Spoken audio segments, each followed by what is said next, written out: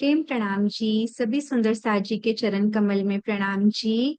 आप सबके धाम हृदय में विराजमान राज श्यामा जी के चरणों में कोटि कोटि नमन। आप सब सुंदर साथ का ई गुरुकुलम की 33वीं कक्षा में स्वागत है। तो 33rd क्लास में आज हम सब जुड़े हैं। बहुत ही प्यारा प्रसंग लेकर हमारा पिछले हफ्ते से बीतक साहिब शुरू किए हमने सुबोध बाल बीतक का आधार लेकर। तो आज उसमें हम झीलेंगे, लेकिन उससे पहले हमारी प्यारी विधि के पास चलते हैं सतगुरु वंदना के लिए। प्रणाम जी विधि।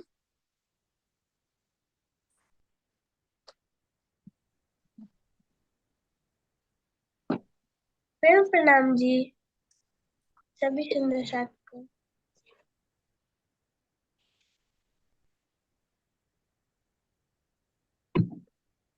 प्रथम लागू दो चरण को, धनी न छुड़ायो खिन। लागत ली मेरे जीव की यही जीवन, मेरे जीव की यही जीवन। इन पाँव तले पड़ी रहूं, धनी न जय खोलो बातुन।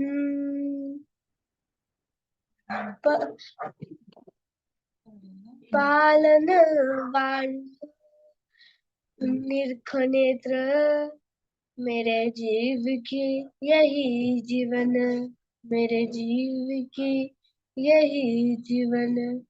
प्रेम प्रणाम जी। सभी सुंदर। प्रणाम जी विधि। प्रणाम जी। तो सुंदर साथ जी, लास्ट शनिवार को हमने कौन सा प्रसंग किया था?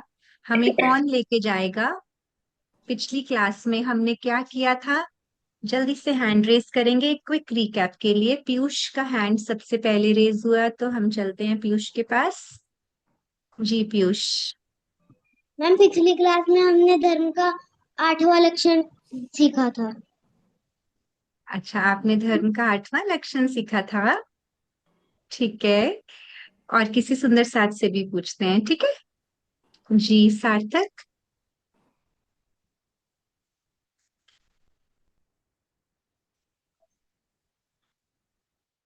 प्रेम प्रणाम जी। हमने हम्म। पिछली कक्षा में सुबोध बाल बीतक का पहले अध्याय के बारे में पढ़ा था। उस अध्याय में देवचंद्र जी ने बहुत छोटी उम्र से इस विषय पर संकल्प लेना शुरू किया था कि मैं कौन हूँ, मैं कहाँ से आया हूँ, मेरे प्राण प्रियतम कौन है। और वो परमात्मा की खोज में निकल पड़े। एक दिन उनके गांव उमरकोट से कच्छ तक एक बारात जा रही थी। उनके पीछे ही देवचंद्र जी चल दिए। तो रास्ते में जाते जाते उनके पास बहुत सामान था, उनके पास उनकी लाठी भी थी और पीछे उनके पास सामान था जिसमें उनके खाने के लिए खाना और पानी था। तो वो ले जाते उस वक्त रेगिस्तान का रास्ता था। तो वो ले जाते थक गए थे। उनकी पेट में दर्द होना शुरू हो गया था। फिर रास्ते में जाते जाते उन्हें एक पठान मिले, जिन्होंने उनको नीचे जमीन पर लेटाकर उनके जांग पर पैर रखकर उनके पेट का दर्द ठीक किया और उनका थैला उठाकर उनके साथ चल दिए। रास्ते में बातें करते करते उन्हें उन्हें समय का पता ही नहीं चला और वे कच्छ देश पहुंच गए थे। इस अध्याय से हमें शिक्षाएं भी मिली थी कि राज्य अपने किसी भी सखी सखी या सुंदर साथ को कभी भी संकट में नहीं छोड़ सकते। जी बहुत अच्छा आपने बताया सार्थक। रुद्र, सॉरी, आप रुद्रो। और आपके भाई का नाम सार्थक है, तो बहुत सुंदरता से आपने एक्सप्लेन किया इसको। थोड़ा सा जो आपने नहीं बोला उसके लिए हम चलते हैं अबीर के पास। जी अबीर, ऐसा कोई पॉइंट जो रुद्र ने नहीं कवर किया हो? हमने उस बार की क्लास में राजी महाराज का मेरे सिर पर खड़े सुभान किया था। बिल्कुल, बहुत बहुत अच्छा। और कुछ किसी के हृदय में आ रहा है? वैसे तो सारा अच्छे से हो गया। तो किसी को लग रहा है कि कुछ रह गया है तो हैंड रेस कीजिए। जियावर, आप बोलो। जियावर का सिग्नल वीक है, एक बार बोलिए बेटा। यहाँ तक आवाज नहीं पहुंच रही। जी सुंदर सा जी, तो पिछली बार हमने देखा था, बहुत अच्छे से हमें रुद्र ने भी बता दिया और अबीर ने भी, कि किस प्रकार देवचंद्र जी उमरकोट से कच्छ गए थे और किस प्रकार हमें पिछले वाले प्रसंग ने इतनी सारी शिक्षाएं दी कि कैसे धैर्य रखा उन्होंने, दृढ़ संकल्प रखा। और राजी थे ना वो पठान भेष में, है ना? तो उन्होंने बताया कि कैसे वो अपनी रूहों का कभी भी ख्याल रखते हैं। कठिनाई में थी रूह तो उनके पास आ गए, उनकी मदद कर दी। तो इस प्रकार उनको लगा कि मेरे सुभान मेरे सर पर हाजिर है हमेशा। तो चाहे हम कैसे भी हों, खुश हों उदास हों, हमारे संग अंग हमेशा धनी साथ रहते हैं। ठीक है, तो अब हम आगे बढ़ते हैं आज के प्रसंग की तरफ। तो उसकी तरफ आपको ले जाएंगी हमारी प्यारी सोल बड़ी सुनीता जी। तो चलते हैं, सुनीता जी से सुनेंगे। सब बच्चे एकाग्रचित्त होकर बैठेंगे, बीच बीच में हम क्वेश्चंस भी करेंगे, ठीक है? चलिए, प्रणाम जी। प्रणाम जी, प्रणाम जी, प्यारे प्यारे छोटे छोटे बच्चों। आज हम जिस प्रसंग को सुनेंगे, आज द्वितीय प्रसंग है और उसका नाम है श्री देवचंद जी के स्वरूप की पहचान, कि उनके अंदर कौन सा स्वरूप लीला कर रहा था। तो आज हम उनके स्वरूप की पहचान करेंगे और ये भोजनगर का प्रसंग होएगा। पिछली बार हमने कच्छ देश का सुना था, आज भोजनगर का, जिसको भुज भी कहते हैं। तो आपने देखा बच्चों पिछली बार कि किस तरह से कच्छ देश में अनेक मत पंथों में खोज करते करते परमात्मा की, वो कहाँ कहाँ नहीं गए। देवचंद जी 16 साल का बालक है और किस तरह से परमात्मा की खोज में निकल पड़ते हैं। कभी मौलवियों के पास जा रहे हैं, कभी सन्यासियों के पास जा रहे हैं, कभी मंदिर में जा रहे हैं और पुजारियों से पूछते हैं कि परमात्मा कैसे मिलेगा, लेकिन उन्हें संतुष्टि वहां पर नहीं मिलती है। तो परमात्मा की खोज करते करते करते आगे, अब वो कहाँ आ गए? भोजनगर में। और भोजनगर में वो हरिदास जी से मिलते हैं। हरिदास जी कौन है बच्चों? जो उनके पिताजी है ना, मत्तू मेहता, उनके भी गुरु हैं। तो वो उनके पास आते हैं और वो पता क्या करते हैं, गोपी भाव से श्री कृष्ण जी की भक्ति करते थे। जब सर्दियां आती थी तो गर्मियों की सारी व्यवस्था करते थे, और जब गर्मियां आती थी तो सर्दियों की सारी व्यवस्था करते थे, और स्वयं ही उनकी सारी भक्ति और सेवा पूजा करते थे। तो इस तरह से गोपी भाव की सेवा देखकर देवचंद जी बहुत प्रसन्न हुए। उनको वो सेवा पहली बार उन्होंने देखी कि गोपी भाव से कोई सेवा कर रहा है, तो वो बहुत प्रसन्न हुए और वहीं पर वो हरिदास जी के पास ही रह गए और हरिदास जी की सेवा करने लगे। उनको अपना गुरु मना लिया, मान लिया, और उनको उनकी सेवा में लग गए। अब वो क्या करते थे, हरिदास जी के जो झूठे झूठे बर्तन होते थे ना, जिसमें वो भोजन करते थे, उन बर्तनों को धो देते, कुएं से पानी भर लाते थे, क्योंकि उस समय नल वगैरह की व्यवस्था नहीं होती थी, कुएं से ही पानी भरना होता था। तो कुएं से पानी भर देते थे, उनके कक्ष की सफाई कर देते थे, और क्या कहते हैं, उनके जूते, वो जो कपड़े पहनते थे, वस्त्र आदि, उनको भी धो देते थे। तो हरिदास जी उनकी ये सेवा देखकर बहुत प्रसन्न हुए और उन्होंने कहा कि मैं तुम्हें दीक्षा मंत्र देना चाहता हूँ। दीक्षा मंत्र जानते हो बच्चों क्या होता है?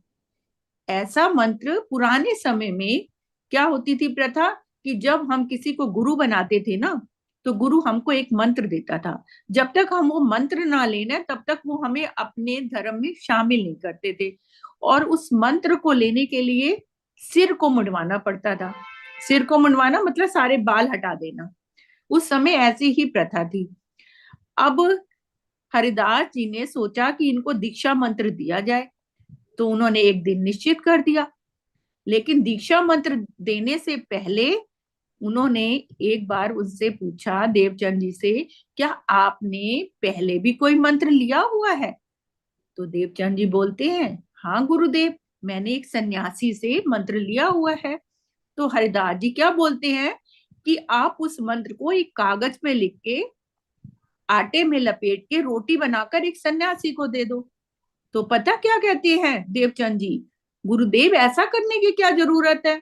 यदि आपका दिया हुआ मंत्र शक्तिशाली होगा तो पहले वाला मंत्र मेरे मन से, मेरे दिल से अपने आप ही निकल जाएगा। अब ये बात सुनकर तो हरिदास जी और भी प्रसन्न हो जाते हैं। अब तो वो निश्चय ही कर लेते हैं कि इनको दीक्षा मंत्र देना ही देना है। और उन्होंने कौन सा दीक्षा मंत्र दिया?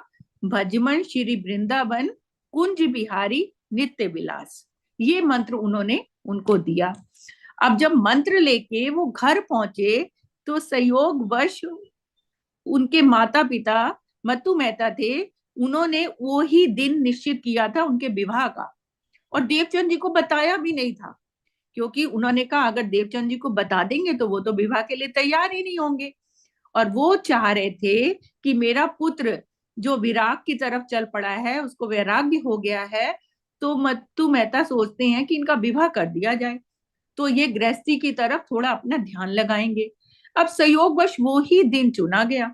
और जब वो मुंडन करा के दीक्षा मंत्र लेके आते हैं तो पिताजी देखे, इस स्लाइड में देखो कितना क्रोधित हो रहे हैं, ये तुमने क्या किया?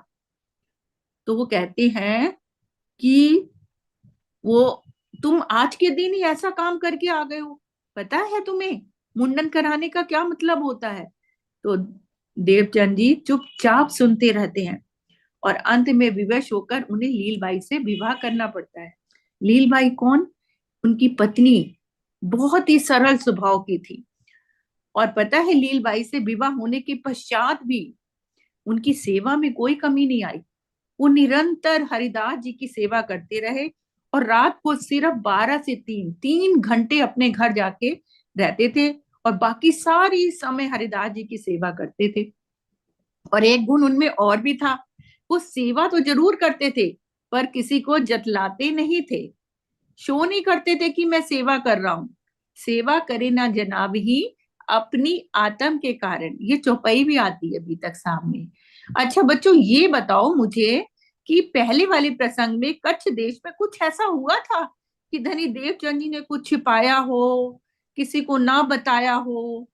कुछ ऐसा प्रसंग हुआ था कि जब वो बारात के पीछे जा रहे हो, कुछ ऐसा हुआ था प्रसंग? कोई बच्चे को याद है?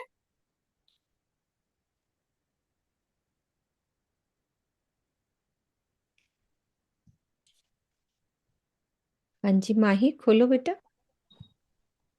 मैम जब देवचंद्र जी बारात के पीछे गए थे तब उन्होंने किसी को बताया नहीं था।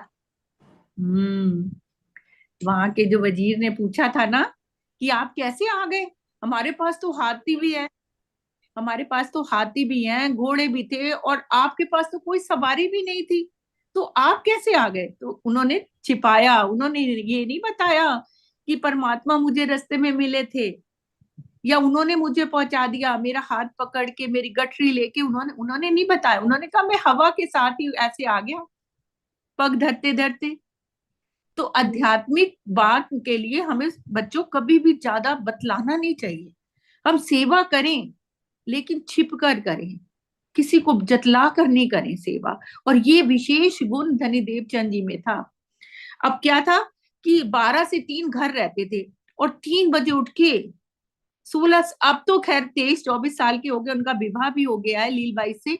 और क्या करते थे कि स्नान करके, देह क्रिया करके, और फिर हरदास जी के पास पहुंच जाते थे और उनके घर की परिक्रमा करते थे, सेवा करते थे।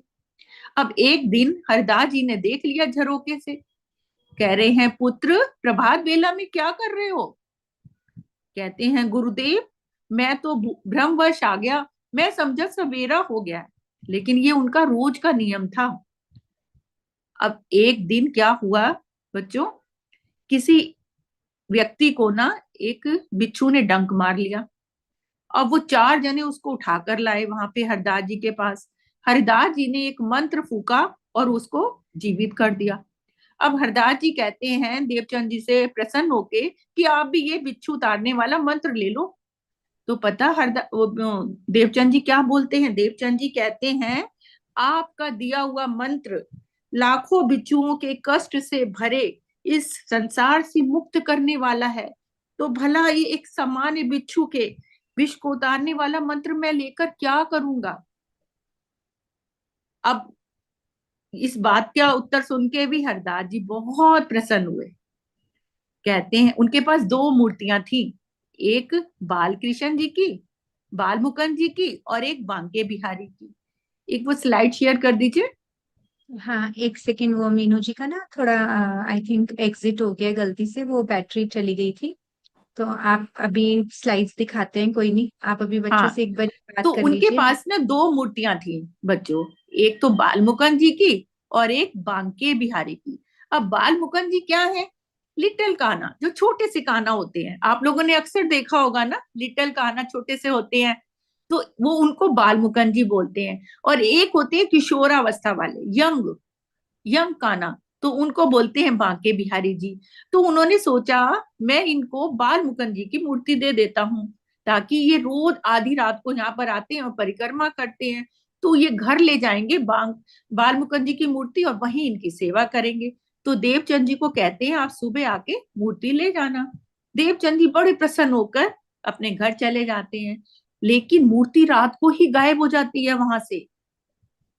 अपने स्थान पे जहाँ पे रखी हुई थी, हरदास जी ने देखा मूर्ति तो गायब हो गई।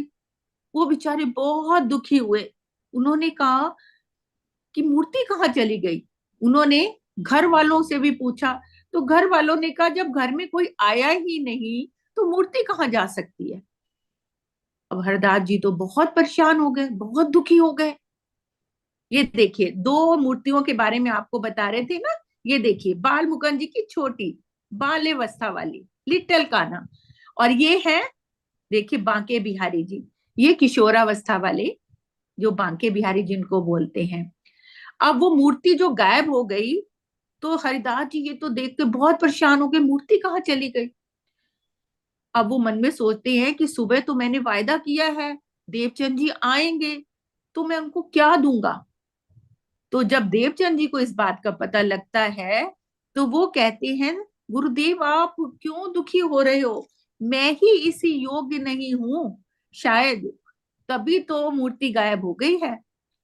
लेकिन देवचंद जी के जाने के बाद हरदास जी ने प्रण किया कि जब तक मुझे मूर्ति के दर्शन नहीं होंगे मैं अन्न जल ग्रहण ही नहीं करूंगा। और वो भूखे बैठे रहे। लेकिन थोड़ी देर बाद अर्धरात्रि में जैसे ही उनको निद्रा आई, तो देखा कि सामने ही बाल मुकुंद जी साक्षात आ गए। और उन्होंने पूछा कि भगवान आप कहाँ गए थे। तो कह रहे मैं तो वहीं बैठा था। बाल मुकुंद जी कहते मैं तो वहीं बैठा था, तो फिर आपने मुझे दर्शन क्यों नहीं दिए। कहते हैं तुम मुझे कहाँ भेज रहे थे, तुम तो मुझे देवचंद्र जी के घर पे भेज रहे थे। तुम्हें पता नहीं है उनके अंदर कौन सी शक्ति है। द्वापर में जब श्री कृष्ण जी के तन में परब्रह्म की शक्ति आई थी, और राधा जी के अंदर श्यामा जी की आत्मा आई थी, और हम सब सखियां भी ब्रिज में आई थी। इन्हीं की कृपा से तो मैं अखंड हुआ हूं, तो मैं भला इनकी सेवा कैसे करा सकता हूँ। आप ना ऐसा करना कि मेरी मूर्ति तो बिल्कुल मत देना, हरदास जी को कहते हैं। अगर वो जिद करें तो उनको बांके बिहारी के वस्त्र दे देना। और ये कहकर वो जैसे ही हरिदास जी की आंखें खुलती हैं, वो देखते हैं साक्षात बैठे हुए हैं वो तो बाल मुकुंद जी। तो वो बहुत प्रसन्न होते हैं, बहुत खुश होते हैं, लेकिन साथ साथ थोड़े व्यथित भी हो रहे होते हैं कि जिस शिष्य को से मैंने इतनी सेवा कराई, उनको तो बाल मुकुंद जी भी प्रणाम कर रहे हैं। और अपने पश्चाताप करने के लिए वो क्या करते हैं कि धनीदेव चंद जी के घर भागे चले जाते हैं कि आज तो मैं पश्चाताप करके ही रहूंगा, मुझसे इतनी बड़ी भूल हो गई। और सामने से ही देवचंद जी आ रहे होते हैं, तो दोनों का मिलन होता है। और हरिदास जी क्या करते हैं, उनके चरणों में गिर पड़ते हैं। तो अचंभित होके देवचंद जी उनको उठाते हैं, गुरुदेव ये क्या कर रहे हो, मैं तो आपका शिष्य हूँ, आप मेरे गुरु हो। वो कहते हैं नहीं देवचंद जी, आज तक मेरे को आपके स्वरूप की पहचान ही नहीं थी। बाल मुकुंद जी ने आके मुझे आपकी पहचान कराई है, और आज तक इतने वर्षों से मैं सेवा कर रहा था, लेकिन आज तक कभी मुझे दर्शन नहीं हुए। बहुत धन्यवाद करते हैं कि आपकी वजह से मुझे आज दर्शन भी हुए हैं। तो दोनों प्रसन्न हो जाते हैं बहुत, कहते हैं कि मूर्ति मिल गई क्या गुरुदेव? कहते हाँ मूर्ति तो मिल गई है। तो दोनों अंदर जाते हैं और देखते हैं मूर्ति तो वही है। तो दोनों मिलकर गले मिलते हैं और भोजन कर लेते हैं। इसके बाद बांके बिहारी के वस्त्र गुरुदेव उनको दे देते हैं, और बांके बिहारी के वस्त्रों को लाकर देवचंद जी बहुत प्रेम से, बहुत भाव से, बहुत आदर से उनकी पधरावनी करते हैं और उनकी सेवा करते हैं और चितवन करते हैं। तो बच्चों, आज का ये प्रसंग था हमारा भोजनगर का। अब आगे इस कहानी से क्या शिक्षा में, अच्छा पहले ये बताए मेरे बच्चे कि किसी ने कृष्ण का रोल किया है जन्माष्टमी में, या स्कूल में, या कहीं पे भी किसी बच्चे ने या उनके भाई ने, बहन ने, किसी ने भी रोल किया है कृष्ण का?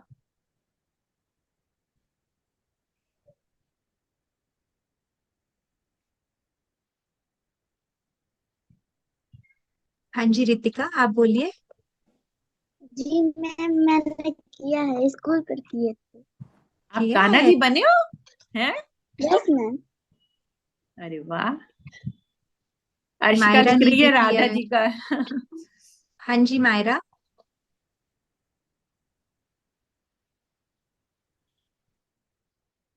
प्रेम प्रणाम मैम। नाम जी। भाई ने कराया स्कूल में।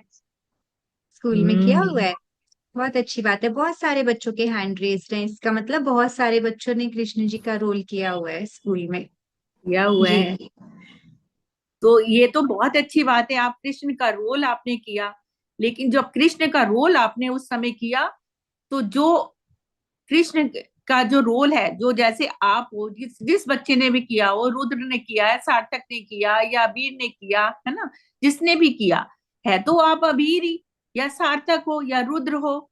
लेकिन जब आपने वो रोल किया, उस समय आप कृष्ण जी बन गए ना उस समय। और ऐसे ही बाल मुकुंद जी के तन में राजी ने आके अपनी पावर डाली, अपनी शक्ति डाली। और राजी तो इतने मेहरबान है, इतने दयावान है कि उन्होंने उस तन को भी अखंड कर दिया। और वो तन कहाँ पर अखंड है आज बाल मुकुंद जी का? योग माया के ब्रह्मांड में। और आज भी हम जब चितवन में चलते हैं तो योग माया के ब्रह्मांड में जाते हैं, पार करते हैं, तो हम उन कृष्ण को देख सकते हैं, बाल मुकुंद जी को भी और युवा वाले बांके बिहारी जी को भी, दोनों को हम देख सकते हैं। और वो नूरी तन अब वहां आज भी लीला कर रहा है, लेकिन उसमें राज्य की शक्ति नहीं है अब, क्योंकि राज्य तो परम धाम चले गए श्यामा जी को लेके और सारी सखियों को लेके। तो वो तन आज भी अखंड है, हम उसको आज भी देख सकते हैं। अब आगे आपको चित्रा जी समझाएंगी कि इस प्रसंग से आपसे कुछ पूछेंगी, कुछ आपको बताएंगी मीठी मीठी बातें। तो आइए चित्रा जी। आज भोजनगर की बीतक में हम एक जल्दी से क्विकली एक रिकैप लेते हैं, ठीक है? तो देवचंद्र जी पिछले प्रसंग में हमने क्या देखा था, वो कच्छ में थे, तो कच्छ से अब आए वो भोजनगर। ठीक है, तो भोजनगर में जब पहुंचे तो उन्होंने किससे उनकी भेंट हुई? हरिदास जी से। हरिदास जी कौन थे? देवचंद्र जी के जो पिता थे मतु मेहता जी, उनके गुरु थे। तो हरिदास जी बहुत सुंदरता से सेवा करते थे, सखी भाव से। उनको देखकर देवचंद्र जी उनकी सेवा करने लगे। तो सुनीता जी ने कितने प्रेम से बताया ना कि हर मौसम के अनुसार वैसे ही वो सेवा करते थे, और इतनी निष्ठा और प्रेम भाव से सेवा करते थे कि हरिदास जी बहुत खुश होते थे। और सेवा के लिए उन्होंने क्या चौपाई बताई हमें, कि सेवा करते हैं तो कभी भी जतानी नहीं चाहिए, है ना? सेवा करे ना जनावही अपनी आत्म के कारण। हम जब सेवा करते हैं तो हमें किसी को दिखाने के लिए नहीं सेवा करनी होती। सेवा इसलिए करनी होती है क्योंकि हमें राज्य को रिझाना है। राज्य हमें देखें, हम पे खुश हों, जैसे हम पे वारी वारी जाएं, इसलिए हम सेवा करें। और हम अपनी आत्मा की खुशी के लिए, हमें अच्छा लगता है ना सेवा करके। हमने कितने सारे चैप्टर्स किए हैं सेवा पे। अच्छा लगता है ना किसी की सेवा करके। करते हो ना, आप घर में मम्मी पापा की सेवा करते हो, बाहर नीडी लोगों की सेवा करते हो, स्कूल में भी हेल्प करते हो, तो आप सब अच्छे सुंदर साथ इसीलिए तो कहलाते हो। तो ऐसे ही बहुत प्यार से देवचंद्र जी उनके पास रहकर उनकी सेवा करते थे। तो फिर हरिदास जी ने सोचा कि उनको एक दीक्षा मंत्र देते हैं। तो मंत्र की बताया ना सुनीता जी ने कि कितना अच्छा उनको मंत्र मिला। उसके बाद फिर एक दिन क्या हुआ कि जो दीक्षा मंत्र वाला दिन था वही दिन उनके माता पिता ने उनके विवाह का निश्चित कर दिया। शादी थी उनकी, उनको पता ही नहीं था, वो सेवा में ही लगे रहते थे क्योंकि वो घर ही नहीं जाते थे। तो उनके माता पिता ने सोचा इनका विवाह कर देते हैं। तो उन्होंने सेम डे रख दिया, उनको भी नहीं पता था कि ये दीक्षा मंत्र वाला दिन है। तो अब दीक्षा मंत्र वाले दिन उनको अपने सर के सारे बाल मुंडवाने पड़े, क्योंकि ऐसा होता था उस समय। हम बात कर रहे हैं ना 400 years पहले, कि कोई भी मंत्र लेते समय वो सारे बाल उन्होंने अपने सिर के मुंडवाए, घर चले गए। घर जाके देखा तो मंडप सजा हुआ था। तो क्या हुआ, मतु मेहता जी देख के उनको पूरे के पूरे गुस्से में आ गए। उन्होंने कहा कि आज तो आपका विवाह है और ये आपने अपना क्या हाल बनाया हुआ है। तो इस तरह से उन्होंने बहुत गुस्सा किया। लेकिन उन्होंने फिर भी अपने पिताजी की बात मानकर, किससे विवाह हुआ उनका किसी को याद है? अभी अभी उन्होंने नाम बताया सुनीता जी ने। ओनली या सार्थक, आप बोलो रुद्र। हाँ जी। मैम उनकी पत्नी का नाम लीलबाई था। देखा कितने ध्यान से सुनते हैं आप सब, बहुत अच्छी बात है। तो बस फिर उनकी पत्नी से, उनकी लीलबाई जी से उनकी शादी हो गई। और फिर उन्होंने बताया, सुनीता जी ने हमें और क्या इसके बाद क्या प्रसंग बताया कि वो कितने घंटे घर पे रहते थे और कितने घंटे परिक्रमा करते थे हरिदास जी के वहां। रुद्र मुझे पता है आपको आता है, अभी वेट करते हैं किसी और के हैंड रेस की। जी, अंश आप बताओ। प्रणाम जी। हाँ जी।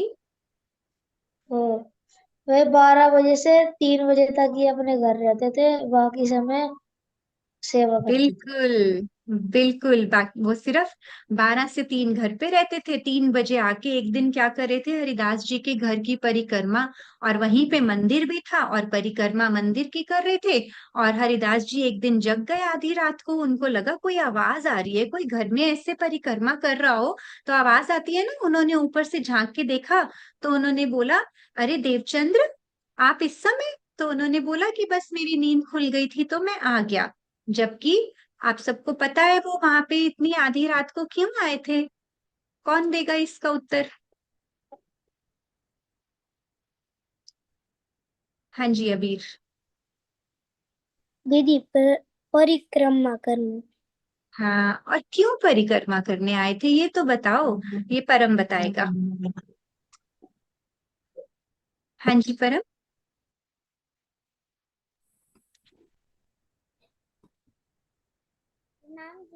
ताकि वो उन्हें पा सके। ताकि वो राज्य को पा सके। है ना, आपकी आवाज थोड़ी सी डल आई है, फिर से बोलो। कोई बात नहीं, आपकी थोड़ी सी आवाज कम आ रही है। जी माही।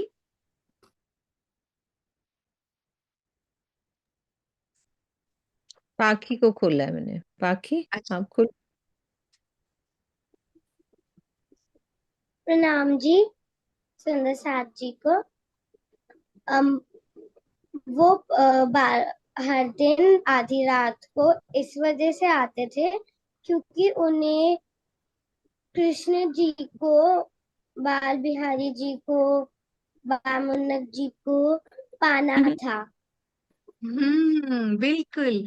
और पाने का मतलब क्या होता है? प्रेम करना, है ना। तो वो प्रेम करते थे तो उनको पाना था राज्य को। तो इसलिए वो इतनी मेहनत करते थे उनको पाने के लिए। मेहनत तो करनी पड़ती है ना राज्य को प्राप्त करने के लिए। तो बहुत अच्छी बात। तो अब इसके बाद फिर एक प्रसंग आया कि एक बार मंदिर में किसी को बिच्छू ने काट लिया था। फिर वो कैसे ठीक हुए? रूही, आपका कैमरा ऑन नहीं है, आप ऑन कीजिए।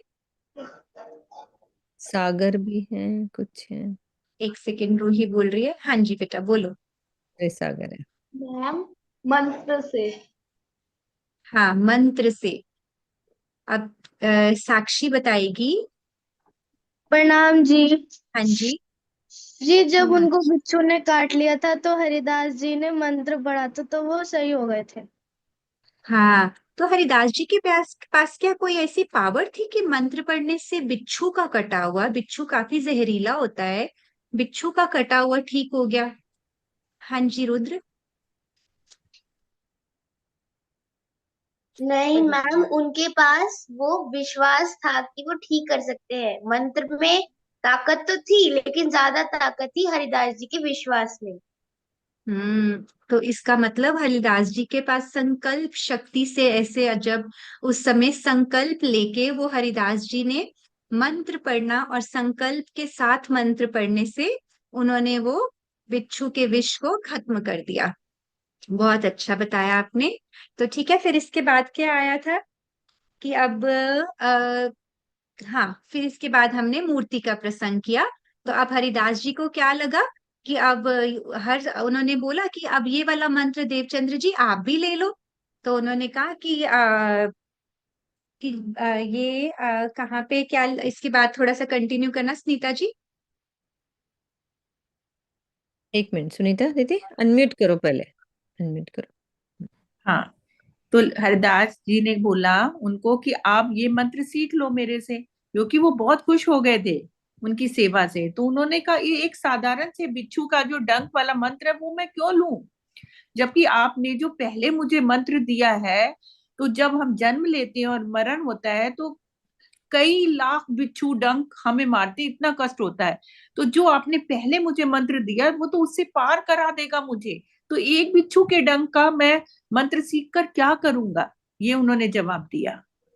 बिल्कुल, क्योंकि उनको तो ये इन चीजों से ऊपर उठ के राज्य की प्राप्ति उनका लक्ष्य था ना, तो इसलिए उन्होंने ऐसा कहा। तो अब हरिदास जी को इस बात से भी बहुत खुश हुए, तो उन्होंने सोचा कि अब ये इतनी परिक्रमा करते हैं तो क्यों ना इनको मैं बाल मुकुंद जी की मूर्ति दे देता हूँ और ये घर पे उनकी सेवा करेंगे। और फिर बाल मुकुंद जी को क्या हुआ, फिर क्या हुआ मंदिर में से?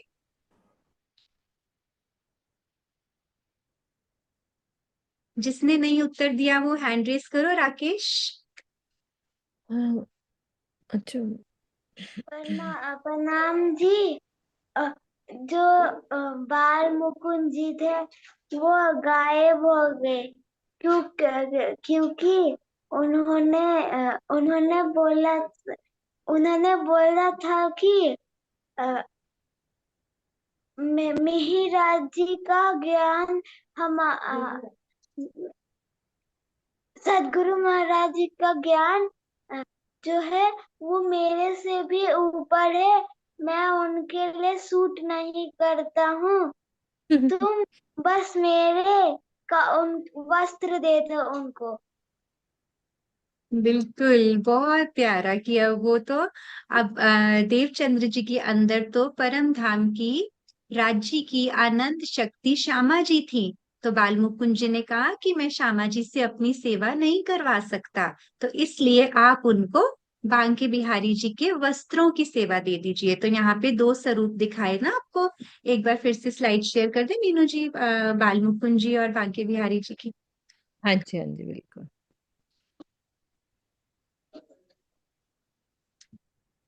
हाँ, तो ये जो हमारे ब्रिज में लीला हुई 11 साल 52 दिन वाले कृष्ण जी, उनके अंदर राज्य की शक्ति थी और वो कहलाते हैं बाल मुकुंद जी। जो सुनीता जी ने बताया ना अभी कि इस समय वो अखंड हैं, तो आज भी हम उनका ध्यान करना चाहें तो हमें उनके दर्शन हो सकते हैं।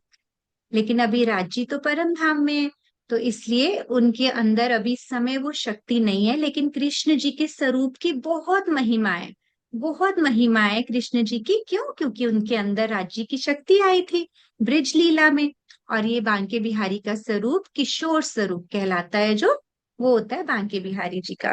ठीक है, तो अब उनको बड़े प्रेम से हरिदास जी ने इस बात बाल मुकुंद जी ने हरिदास जी को आ, दर्शन देकर ये सारी बात बताई।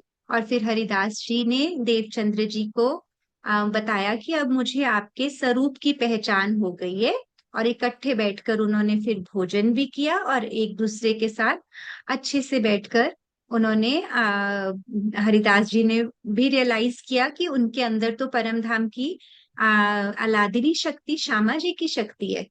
ये देखिए ऊपर देखो, वो उनके चरणों में प्रणाम कर रहे हैं। तो आप इससे सोचो हरिदास जी का चरित्र कितना विनम्रता वाला था कि वो उनके गुरु हैं, उनके पिताजी के भी गुरु हैं, फिर भी उनको जब स्वरूप की पहचान हुई तो उनके चरणों में उन्होंने प्रणाम किया।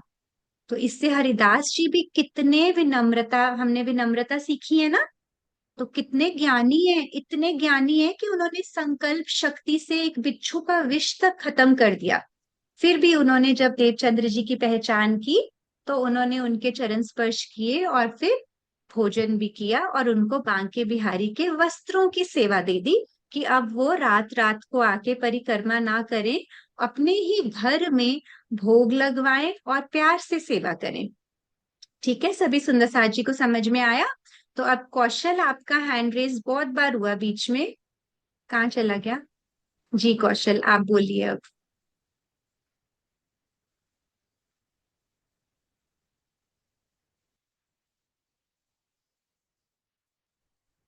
मैम वो गलती से हो गया था। अच्छा, मैंने 2 बार ही देखा आपको तो मुझे लगा आप कुछ कहना चाहते हो। तो आपको समझ में आया आज का प्रसंग, देवचंद्र जी के स्वरूप की पहचान? समझ में आया? ठीक है, तो कहाँ की बात है ये? पहले वह कच्छ गए थे और अब आज हमने कहा कौन सी जगह की, कौन सा नगर? मैम पहले का भोजनगर। सैटरडे हाँ, नहीं था। आपकी थोड़ी वॉइस ब्रेक हो रही है। तो भोजनगर। क्यों क्योंकि मेरा नेटवर्क थोड़ा नहीं है, हाँ, आया नहीं है। आपका नेटवर्क थोड़ा स्लो है, अभी भी बहुत अच्छे से नहीं आपकी आवाज आ रही। ठीक है सुंदर साथ जी, तो अभी आज के प्रसंग में से हमें क्या क्या शिक्षाएं मिलती हैं, कौन बताएगा? किसी को क्या शिक्षा किसने सीखी? अंश बताओगे आप? हाँ जी। प्रणाम जी। प्रणाम जी। हमें सेवा किसी को दिखा के नहीं करनी चाहिए। बहुत प्यारी शिक्षा जी। मायरा? हमें धैर्य रखना चाहिए। बिल्कुल, हमने धैर्य सीखा। और साथ साथ ये भी बताओ कि कौन सी किस बात से आपको लगा कि हमें धैर्य रखना चाहिए, किस बात से सीखा है ना? जी रुद्र? मैम, हमने हरिदास जी के चरित्र से विनम्रता भी सीखी, क्योंकि जब उन्हें ये पता चला कि बाल मुकुंद जी देवचंद्र जी को प्रणाम कर रहे हैं, तो उन्होंने उनका उनका बहुत सम्मान किया और विनम्रता की वाणी में उनके साथ बातचीत की। बिल्कुल, बहुत अच्छा। आरू परमार जी के यहाँ से।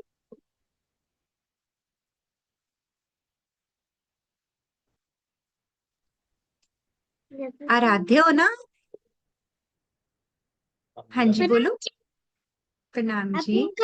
घर वालों की सेवा करनी चाहिए। हाँ, फिर से बोलो एक बारी, आपकी आवाज नहीं आई। अपने पूरे घर वालों की सेवा करनी चाहिए। पूरे घर वालों की सेवा करनी चाहिए, है ना? बहुत अच्छी बात है, इसका मतलब आप सेवा करते हो। जी पाखी?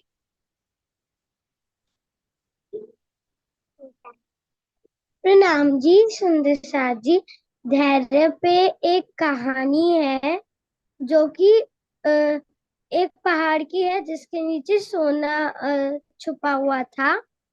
उससे जब वहां के लोगों को पता चला तब किसी ने उस पहाड़ को खरीद लिया और फिर उसमें बहुत खुदाई करवाकर जब उसे नहीं मिला तो उसने किसी और को बेच दिया। क्यों असल में उसके अंदर धैर्य नहीं था। असल रियल लाइफ में सिर्फ 1 सेंटीमीटर की और खुदाई करनी थी और सोना वहीं पर ही था। वो कोई फ्रॉड नहीं था। हम्म। तो पाखी ने हमें धैर्य पे कहानी भी बता दी कि इतना खोदा कि सोना मिला ही नहीं, और बस थोड़ा सा खोदना बाकी था और धैर्य खो गए। अब धैर्य खो दिया और फिर बस उसके बाद अगर 1 सेंटीमीटर और खोदते तो सोना मिल जाता। तो आपने बहुत अच्छा हमें स्टोरी से बता दिया। जी अब हम चलते हैं अबीर के पास।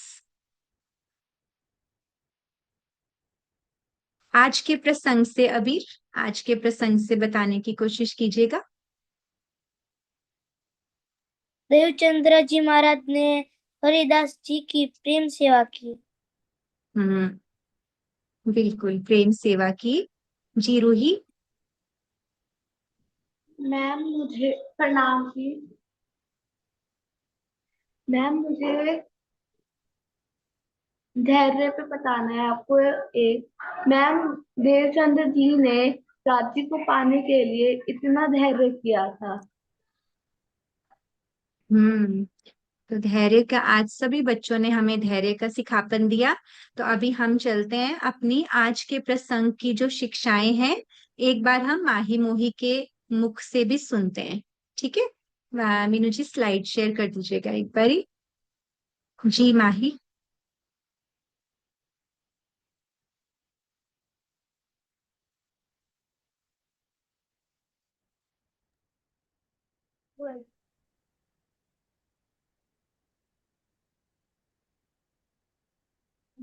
प्रेम प्रणाम जी सुंदर सर जी। आत्मा कल्याण के लिए की जाने वाली सेवा हमेशा छिपकर करनी चाहिए। ऐसी गुप्त प्रेम सेवा ही परम परमात्मा के पास पहुंचाती है। आध्यात्मिक लक्ष्य की प्राप्ति के लिए निष्ठा पूर्वक नियमित रूप से सेवा करनी चाहिए। लौकिक दृष्टि परमात्मा प्राप्त, इसलिए उनकी कामना नहीं करनी चाहिए। श्रद्धा, प्रेम और समर्पण से युक्त हृदय ही परमात्मा का चेतन मंदिर है। प्रेम प्रणाम जी। प्रणाम जी, बहुत सुंदर। तो परमात्मा का चेतन मंदिर हमारा हृदय ही है, जिसमें श्रद्धा भरी हो, राज्य के प्रति प्रेम हो, समर्पण हो। ठीक है, तो हमें सिर्फ और सिर्फ धनी से प्रेम करना है, अपने हृदय में उनको बसा के, जैसे हम हमेशा से संकल्प लेते हैं। ठीक है सुंदर साथ जी, तो बहुत ही सुंदर आज का प्रसंग। और आपकी एक सोल बड़ी ने बहुत प्यारे आपके लिए क्वेश्चंस भी बनाए हैं। तो हम जल्दी से एक क्विक, कितना रिकैप हो रहा है ना आज, अच्छे से बस जाएगी हमें भोजनगर की बी तक। तो चलिए, all set to raise hands. Devchandra ji के पिताजी का नाम, अरे पिताजी के गुरु जी का नाम है ना। चलो, इतने सारे हैंड रेज हो भी गए। जी जी जी, सबसे पहले साक्षी। प्रणाम जी, उनका नाम हरिदास जी था। ठीक है, बिल्कुल। तो अब नेक्स्ट क्वेश्चन लेते हैं। नेक्स्ट क्वेश्चन का आंसर करेंगी परी।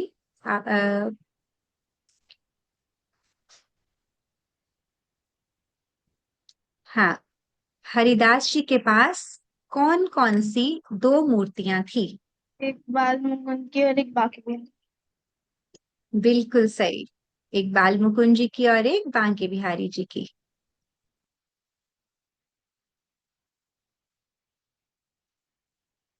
जी, नेक्स्ट क्वेश्चन है हमारा, देवचंद्र जी की पत्नी का नाम क्या था?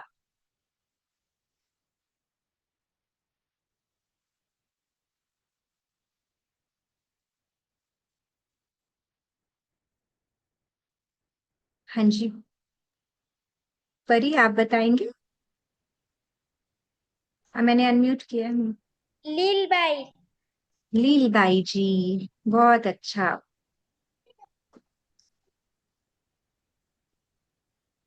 भव्य भक्ति के यहाँ से नेक्स्ट क्वेश्चन का आंसर दीजिएगा। हरिदास जी ने देवचंद्र जी को कौन सी मूर्ति देने का फैसला किया? बोला। फिर से बोलिए। प्रणाम जी। प्रणाम जी। मैम, बाल मुकुंद जी की मूर्ति। हाँ, बाल मुकुंद जी की मूर्ति देने का फैसला किया था, है ना। बिल्कुल ठीक।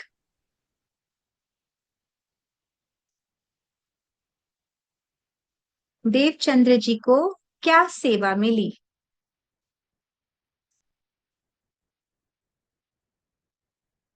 देखिए परम की आवाज आई कि नहीं?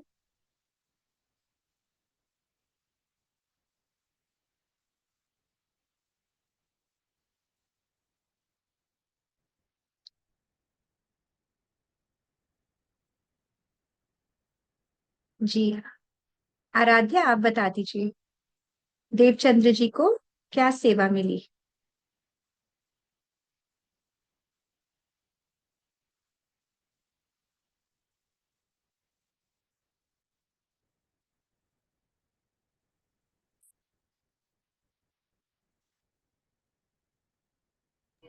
प्रणाम जी। वो हाँ जी प्रणाम, बोलिए। देवचंद्र जी को, श्री देवचंद्र जी को बाल मुकुंद जी की वस्त्रों की सेवा मिली।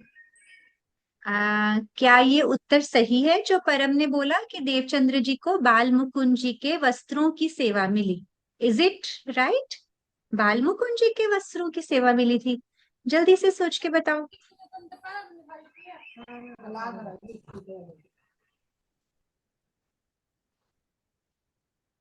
हाँ जी अंश।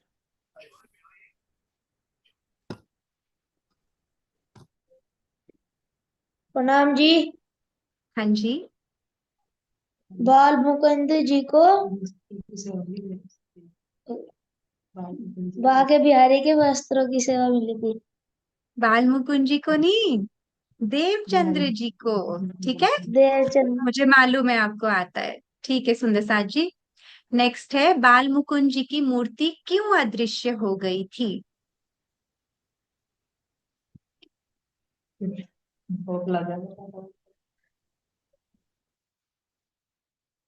विधि आप बताओगे?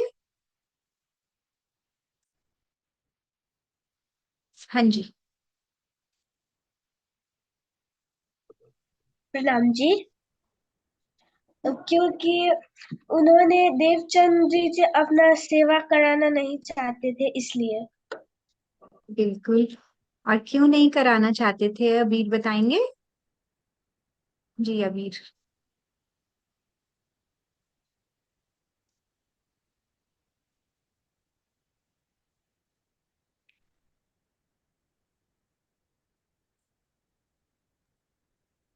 क्योंकि देवचंद्र जी महाराज के पास से बाल मुकुंद जी सेवा नहीं कराना चाहते थे। हाँ, तो क्यों नहीं करवाना चाहते थे, ये मालूम है किसी को? राकेश। प्रणाम जी। क्योंकि देवचंद्र जी को राज्य का ज्ञान था। बिल्कुल। एक बार साक्षी से भी पूछते हैं वो क्या कहती हैं। अभी सागर भैया के पास भी चलेंगे। प्रणाम जी। क्योंकि देवचंद जी के अंदर श्यामा महारानी जी की आत्मा थी, इसलिए। बिल्कुल, बहुत सही। जी सागर आप भी बताइए, आपने हैंड रेज किया था। देखो आपके युवा सुंदर साथ, युवा सोल बड़ी आए हैं आपके साथ। हाँ जी। सभी को प्रेम प्रणाम। मैम। तो देवचंद्र जी के अंदर श्यामा महारानी की आवेश स्वरूप था, इस वजह से भालमुकुंद नहीं चाहते थे कि मेरी मूर्ति उन्हें मिले। जी, तो सभी सुंदर साथ जी के बहुत बहुत सुंदर उत्तर। तो लगता है आज का प्रसंग सबने हृदय से कंठस्थ किया। तो आप सब के चरणों में प्रेम प्रणाम जी। बहुत अच्छे से आप सबने एकाग्रता से सुना। तो सुंदर साथ जी, एक बहुत ही महत्वपूर्ण सूचना ये है कि ज्ञानपीठ में जून 6 से लेकर 10 तक बाल युवा शिविर है। तो शिविर होता है समर कैंप। तो आप सब की छुट्टियां होती है ना उस समय, जून में। तो सब कोशिश करेंगे कि जून में ज्ञानपीठ में जाएं, हम अपने आपस में एक दूसरे से मिलेंगे और अपनी जल्दी से बुकिंग्स करा के और हमें बताएं पहले कि कौन कौन जाने का प्लान कर रहा है। ठीक है, तो हम बहुत सारी वहां पे मस्ती भी करेंगे, खेल भी खेलेंगे और राज्य की बातें करेंगे। ठीक है, तो सब बच्चे आप जिस जिसका प्रोग्राम बनता जाए ना, मुझे पर्सनल पे या मीनू जी को या सरोज जी को या सुनीता जी को, किसी को भी पर्सनल मैसेज करके आप बता सकते हैं। ठीक है। तो ठीक है सुंदर साथ जी, आप समय भी हो रहा है आज, थोड़ा सा हमारा ध्यान आज मिस हो गया, लेकिन हम उसको रात को सोने से पहले जरूर करेंगे। ठीक है, सब अपने अपने घर में राजी के चरणों का और मूल मिलावे का ध्यान करके सोइए। ठीक है, और SPGIN का ई गुरुकुलम पेज फेसबुक का और यूट्यूब चैनल आप सबने अभी तक फॉलो कर लिया होगा, सब्सक्राइब भी कर लिया होगा। अपने फ्रेंड्स और फैमिली के साथ शेयर कीजिए और बताइए कि हमें कौन सी डिवाइन नॉलेज मिलती है यहाँ पर, है ना। आप अपने फ्रेंड्स को बताओ कि हमें यहाँ पर एक डिवाइन नॉलेज मिलती है, जो हमारे राजी और श्यामा जी का ज्ञान है, प्रेम से भरा हुआ। ठीक है, तो सभी सुंदर साथ जी के चरणों में प्रणाम जी। आप सबका बहुत बहुत धन्यवाद। हाँ जी माही, आपको कुछ कहना है? मैम आज मालजीराज महारानी का भी बर्थडे है। उनका प्रागट्य दिवस कहते हैं ना, तो बहुत अच्छा। तो उनके चरणों में हम हमेशा बस प्रथम लागू दो चरण को, धनी ए न छुड़ायो खिन। तो हम ये श्यामा जी के लिए कहते हैं ना। हाँ जी कौशल, आप बताओ। राग तले के पास हाँ, आप क्या दिखा रहे हो?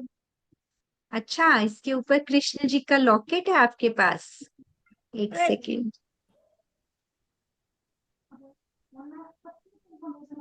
हाँ, अभी तो कृष्ण जी, अच्छा पीछे कृष्ण जी का लॉकेट है, और इधर किसका स्वरूप है? बोल के बताओ। महाराज जी का। बहुत सुंदर बेटा, बहुत प्यारा। हाँ जी अंश, बोलो। प्रणाम जी। मैं तो बस ऐसे ही जब से हैंड रेज ही है। ठीक है, फिर ऐसे ही नहीं हैंड रेस करते, उसके लिए आपको फिर बताना होगा कि आप आओगे ना जून के शिविर में। ठीक हाँ। है, तो आप आना, और भी अपने साथ अपने रतनपुरी के सुंदर साथ को लेकर आना। ठीक है जी। तो सभी सुंदर साथ जी के चरणों में प्रणाम जी। चलिए जयकारा लगाते हैं, बोलो श्री प्राणनाथ प्यारे प्यारे की जय। जय। सबके लगाओ आगे जयकारा। चित्रा, हाँ जी। सबके अभिभावक पेरेंट्स को एक दे देना वहां टेके हाँ पे। जी, आप बोल दीजिए, आप एक बारी। जी सुंदर साथ जी, जितने भी बच्चे आए ना सबके पेरेंट्स साथ में होंगे, जरूर उनको भी उनको मेन तो उनको कहना है ना, आपको लेके आएंगे, है ना। अपने मम्मी पापा को बोलो कि हमें चलना है वहां पे, है ना। आप कराएंगे, ठीक है। जी ठीक है, मिलकर जयकारा लगा दो सब बच्चों। मीनू जी एक ग्रुप फोटो ले ली आपने? फुल नहीं आज कहाँ, आज वो डिस्टर्बेंस है। चलो बच्चों, अभी ढंग से सब बैठेंगे, एक अच्छी सी फोटो लेते हैं, अच्छे से सब सीधे, है ना, स्माइलिंग फेस। पोस्ट दे दोगे तुका? हाँ जी हाँ जी, देती हूँ। परम, चलो, यस, बहुत सुंदर। ठीक है सुंदर साथ जी, तो चलते हैं। बोलिए श्री प्राणनाथ प्यारे की जय, श्री सतगुरु महाराज की जय, पन्ना धाम की जय, सर्व सुंदर साथ की जय। प्रणाम जी, सभी प्यारे सोल बडीज को प्रणाम।